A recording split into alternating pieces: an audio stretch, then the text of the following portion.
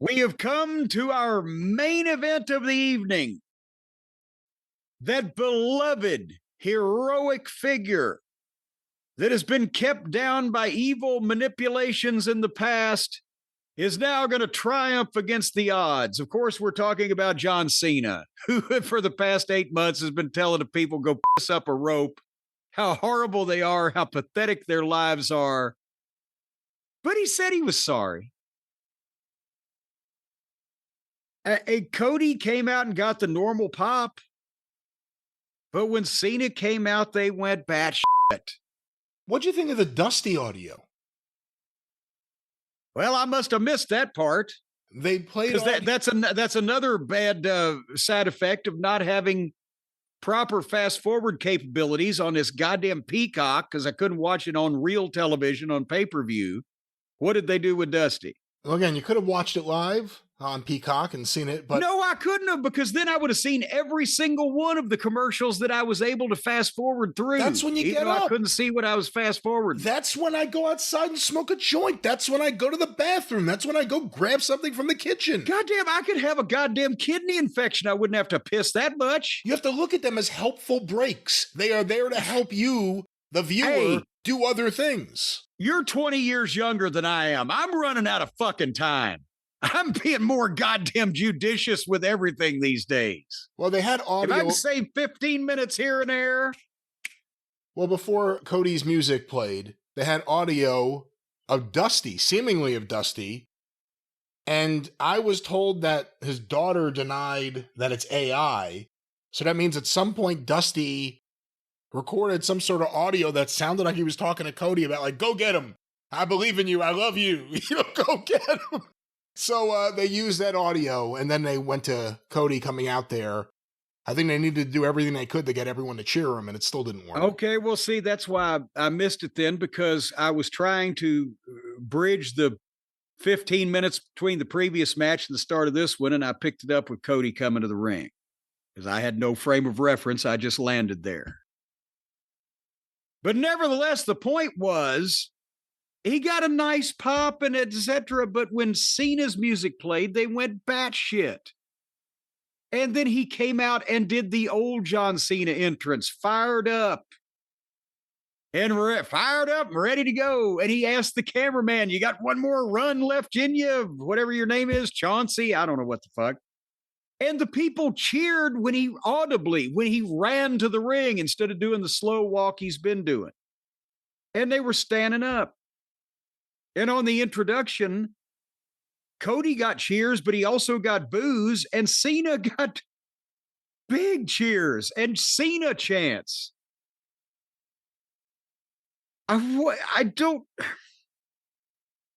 Couldn't they have just waited 2 more days and then have Cena come out on Raw and say the same thing, but when he's talking about his newest nemesis, Brock Lesnar, did he had to switch babyface before Cody so that the people would boo Cody trying to finish part 2 of his story? Well, that's an interesting question. Now, let me ask you that. If the promo from SmackDown the night before hadn't happened, and they go into this match with Cena being defined as a heel, even though there'll be a segment of the audience that'll cheer him no matter what, it's John Cena. Right. Versus Cody, same finish. And then after the match, there's a moment, I don't know how it plays out, can't really do a promo, or I guess you could, but it would seem weird. He would do it the next night when he limped in with his face bandaged on a fucking crutch on Raw. And then he would apologize to everybody. But I guess my point is, did he have to do it on SmackDown for the Brock return to work? If he had done it after the match. No.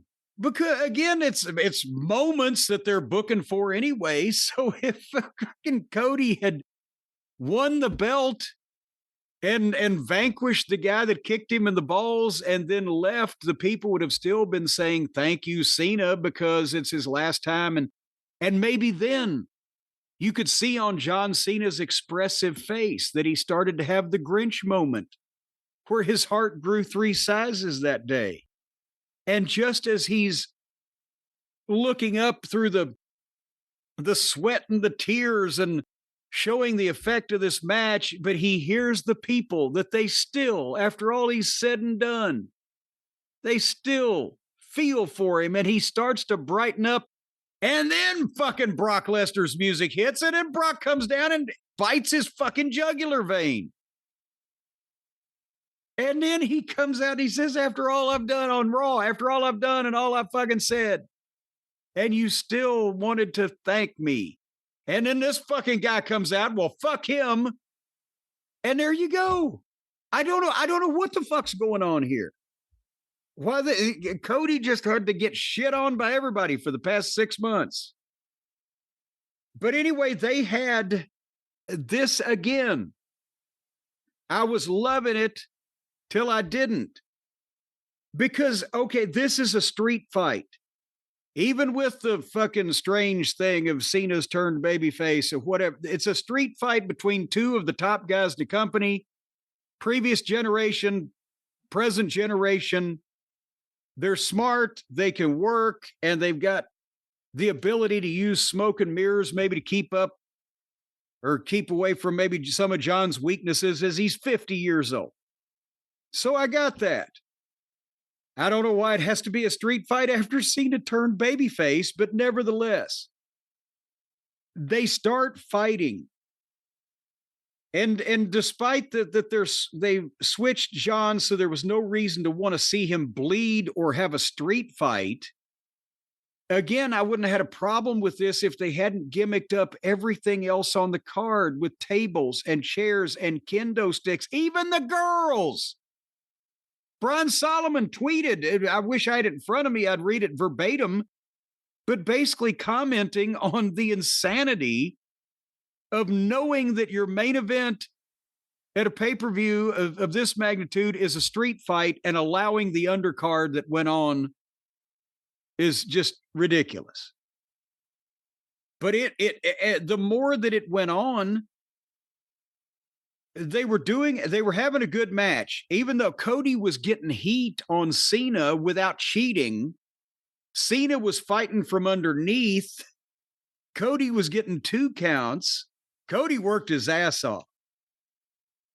So they were doing good. The big yay boo, Cena got the yays. And then they started hitting some big moves and getting some 2 counts. And I'm like, well, this is cooking pretty good. Of course, John pulled out the Slim Jim table and Cody avoided it and set it in the corner. And then they immediately went to the floor and they fought out into the stadium, all over the stadium, forever. And then that's the point where I was loving it until I stopped loving it.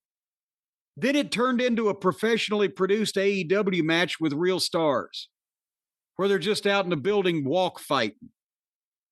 And that's, normally I would fast forward to them to where they got back in the ring, and it wouldn't really ruin it for me, but I have no on-screen fast forward on the cock, so I had to fucking sit through this. And by the time they got back to the ring, it had taken me out of it.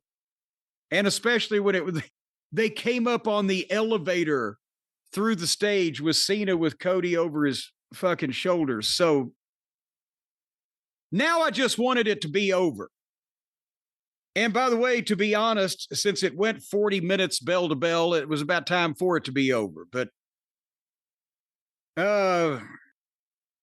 that's when Cena unhooked. No. Cody, the babyface, hit Cena with a chair and unhooked the bottom rope, and then hit Cena with the buckle.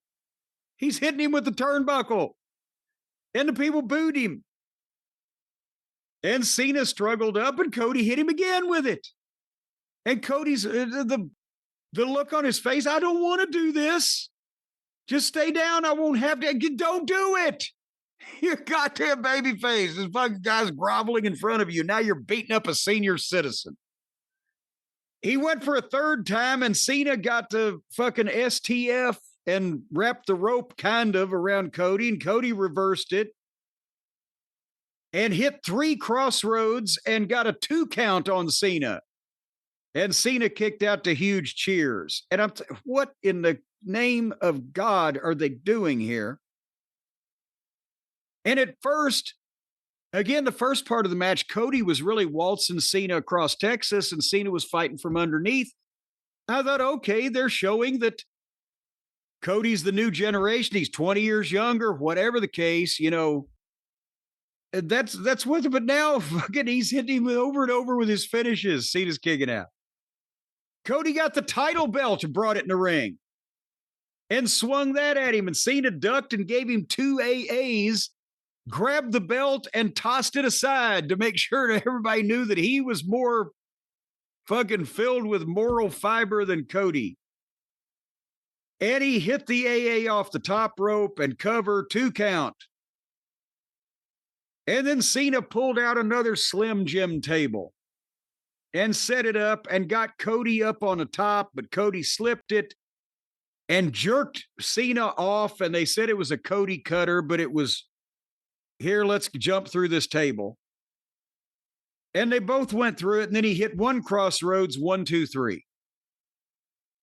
To it, and one to an okay pop. When did you think that we would say Cody will regain the belt to an okay pop?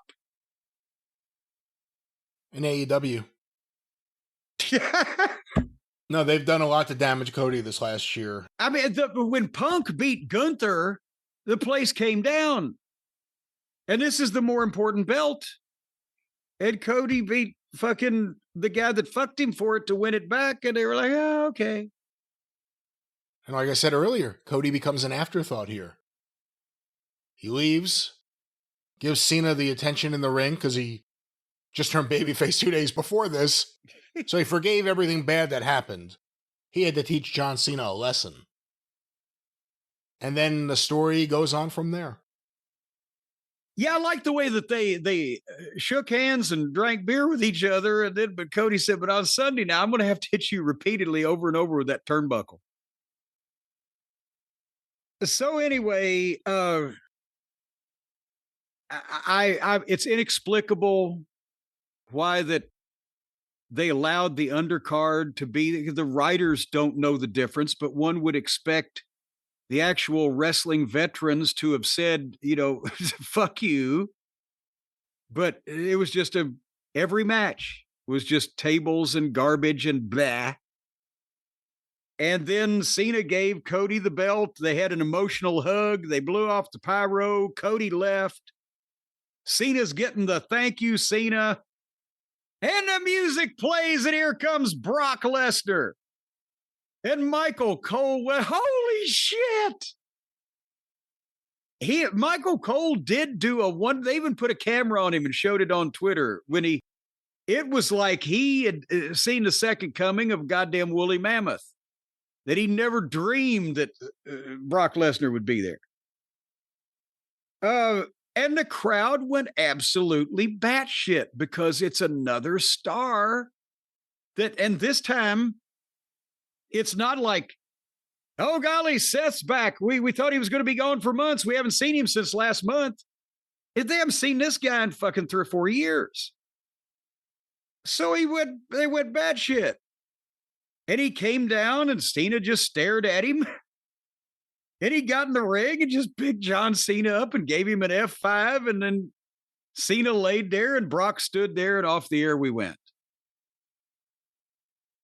And I maintain that would have worked just as well without the babyface turn on Friday. But nevertheless,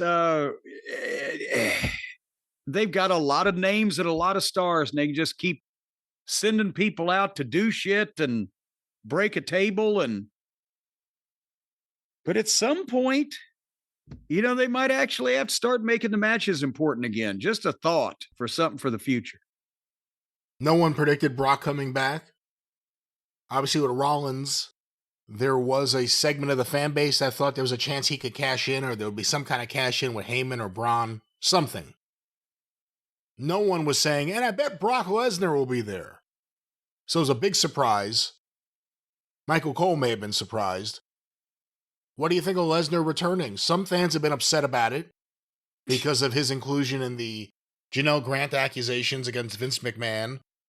She didn't sue Brock, but she said that Brock requested a bathroom video, and Well, we'll get there in a second. They were gonna meet up, but it didn't happen. So there isn't really, other than the exchange of that video, there's nothing against Brock really. Well, we didn't ever hear he got the video, did we? For sure. I think he did get the video, or he just asked for the video. I think from what I remember, Vince was bragging, according to what was in the complaint. Vince was bragging to everyone, including Brock, about his girlfriend. As part of the negotiations, according to Vince and text messages, Brock was going to have his way with her. And Brock was telling Vince how he was going to just tear things up and whatever he was going to do. There was an exchange of a video, and then they were supposed to meet up one night in Connecticut, I think, and Brock got too drunk. So it never happened. No. Hold on now. No, hold on now. I heard that he didn't make the trip. There was some type of weather fucking postponement or something. Is a story that I remember. That I thought it was that he got too drunk.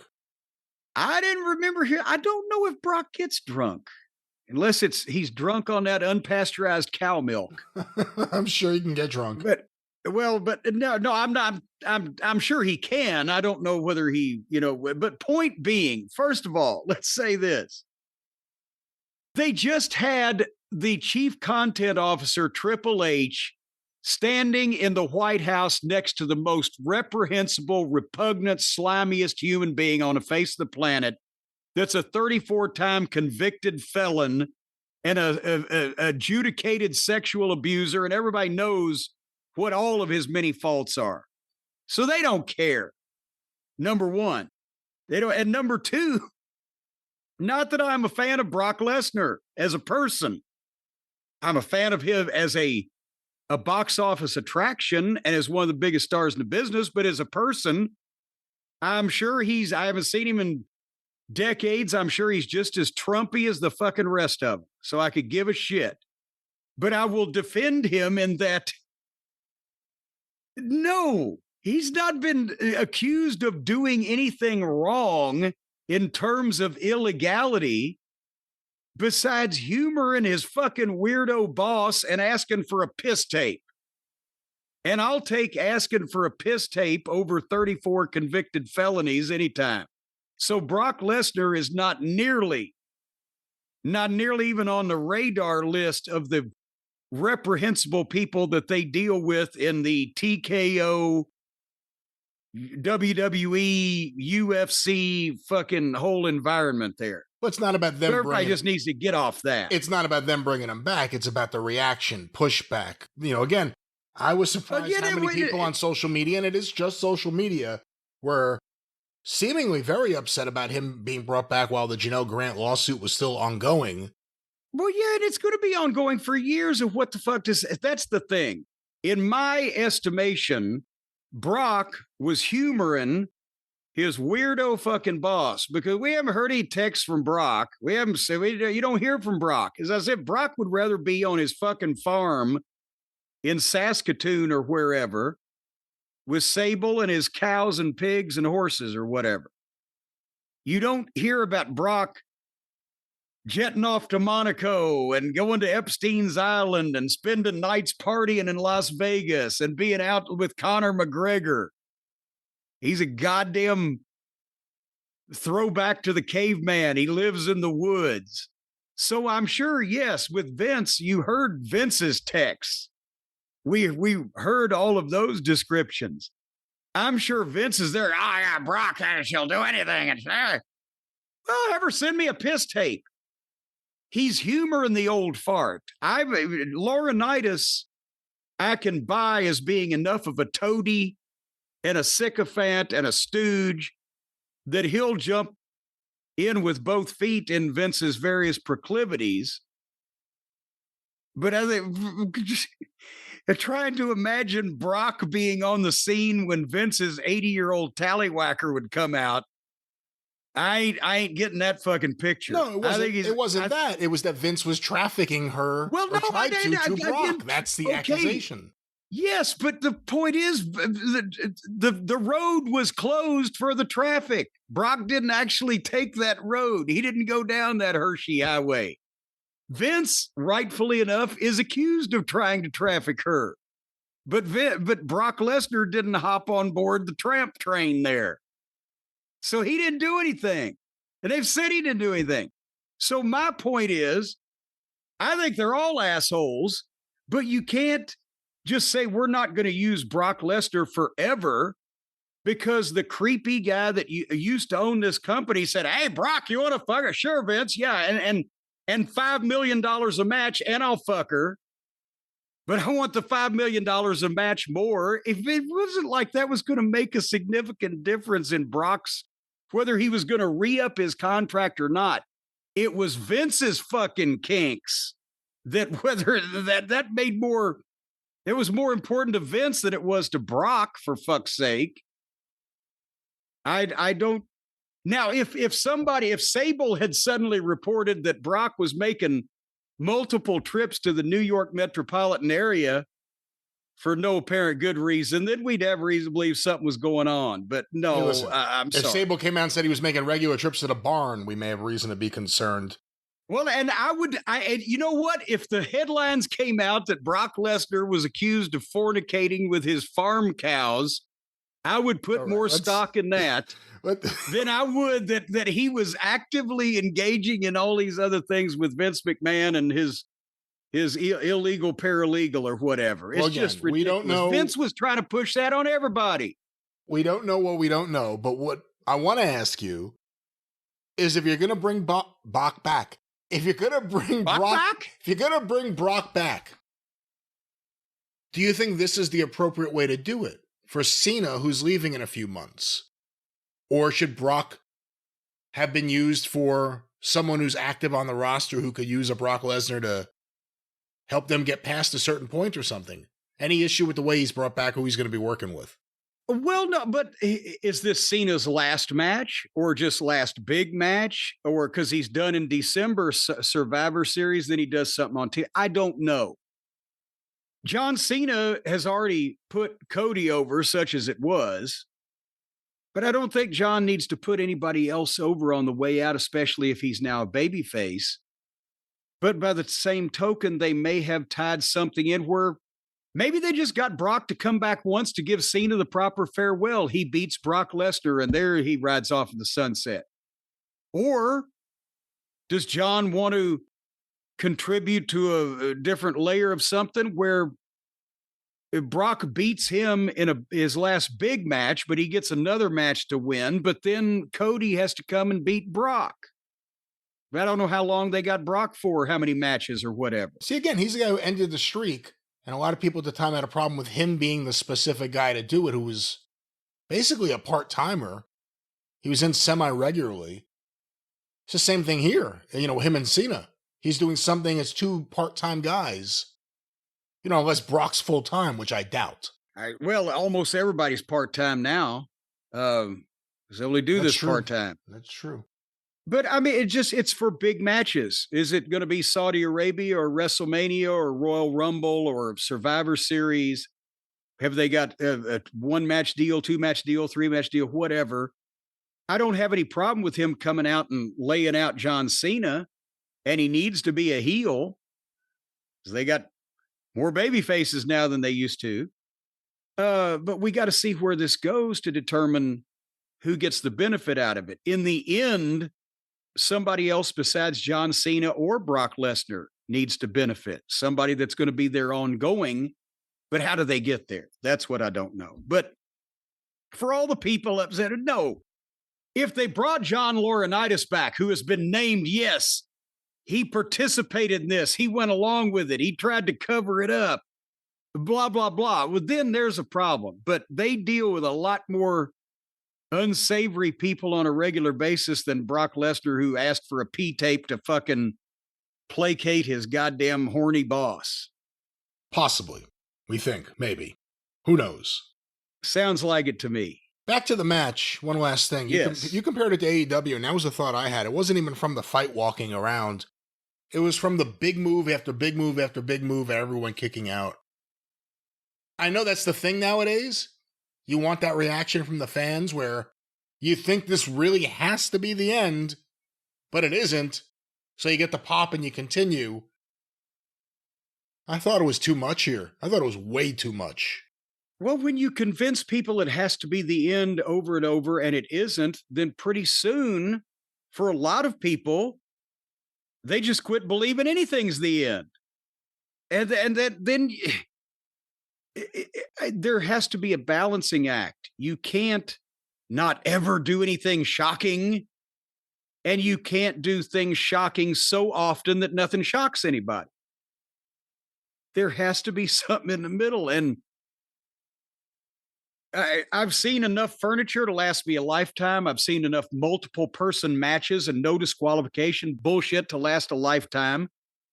When all the no disqualification furniture breaking street fight and shit is not anywhere near the level of animosity between the participants that was found 30 or 40 years ago. Show me that much animosity and I'll buy the goddamn furniture and the blood drinking. But when it's just these phony ass, especially in AEW, but sometimes in WWE, when it's just these phony ass scripted promos or the delusions of the guys who think that people are buying their personalities they've concocted for themselves rather than ones they actually look like, and nobody believes anybody's really mad because nobody believes the other guy burned the other guy's house down or ran over the other guy's fucking car with his tractor, whatever. It's just a bunch of stunts. There's no legitimate feeling of these guys hate each other. Until you get that, I don't want to see any more furniture. Well, there it is. Cody Rhodes defeating John Cena. Brock Lesnar returns. The end of night 2, and that was the end of SummerSlam. Thank God.